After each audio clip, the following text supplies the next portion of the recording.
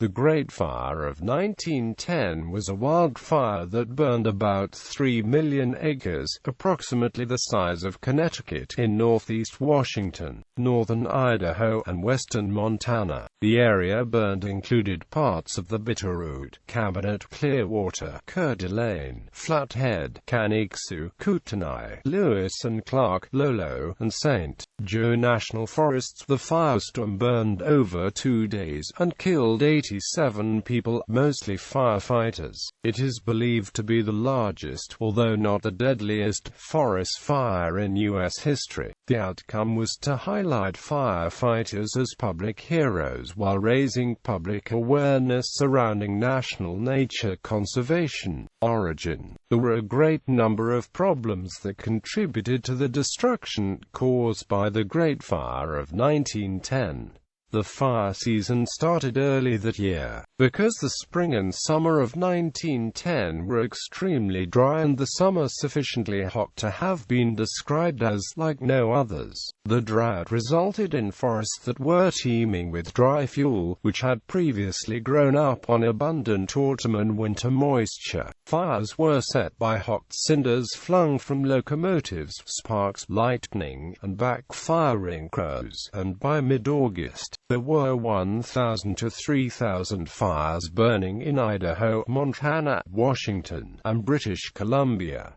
The big blow-up. On August 20th, a cold front blew in and brought hurricane-force winds, whipping the hundreds of small fires into one or two blazing infernos. The fire was impossible to fight. There were too few men and too little supplies. The United States Forest Service was only 5 years old at the time and unprepared for the possibilities of this dry summer. Later, at the behest of President William Howard Taft, the U.S. Army 25th Infantry Regiment was brought in to help fight the blaze. Smoke from the fire was said to have been seen as far east as Watertown, New York, and as far south as Denver, Colorado. It was reported that at night, 500 miles out into the Pacific Ocean, ships could not navigate by the stars because the sky was cloudy with smoke. The extreme scorching heat of the sudden blow-up can be attributed to the Great Western White Pine Forest that blanketed Idaho. The hydrocarbons in the resinous sap of the western white pine boiled out of the sap and created a cloud of highly flammable gas that blanketed hundreds of square miles,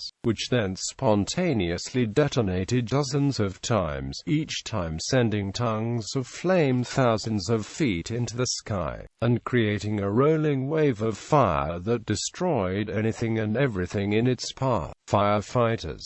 The entire 28-man lost crew was overcome by flames and perished on Setze Creek outside of Avery, Idaho. The most famous story of survival was that of Ed Pulaski, U.S. Forest Service ranger who led a large group of his men to safety in an abandoned prospect mine outside of Wallace, Idaho, just as they were about to be overtaken by the fire. It is said that Pulaski fought off the flames at the mouth of the shaft until he passed out like the others. Around midnight, a man announced that he, at least, was getting out of there. Knowing that they would have no chance of survival if they ran, Pulaski drew his pistol, threatening to shoot the first person who tried to leave. In the end, all but 5 of the 40 of some men survived. Aftermath. The fire was finally extinguished when another cold front swept in, bringing steady rain. Several towns were completely destroyed by the fire. Idaho, Falk and Grand Forks,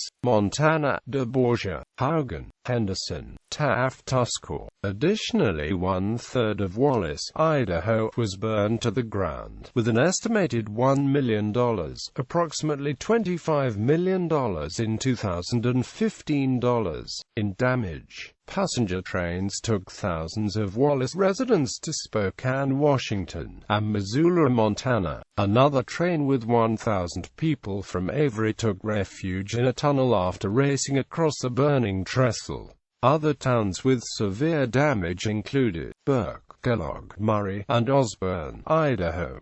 The towns of Avery and Salties as well as a major part of Wallace were saved by backfires. The fire of 1910 cemented and shaped the U.S. Forest Service, which at the time was a newly established department on the verge of cancellation. Before the epic event, there were many debates on how to handle forest fires, whether to let them burn because they were a part of nature and were expensive to fight, or to fight them in order to protect the forests. One of the people who fought the fire, Ferdinand A. Silcox, went on to become the 5th chief of the fire service. Influenced by the devastation of the Big Blow-Up, Silcox promoted the 10 a.m. policy, the goal of suppressing all fires by 10 a.m. of the day following the report. It was decided that the U.S. Forest Service was to prevent and battle against every wildfire. More recently, this absolutist attitude to wildfires has been criticized for altering the natural disturbance mechanisms that drive forest ecosystem structure.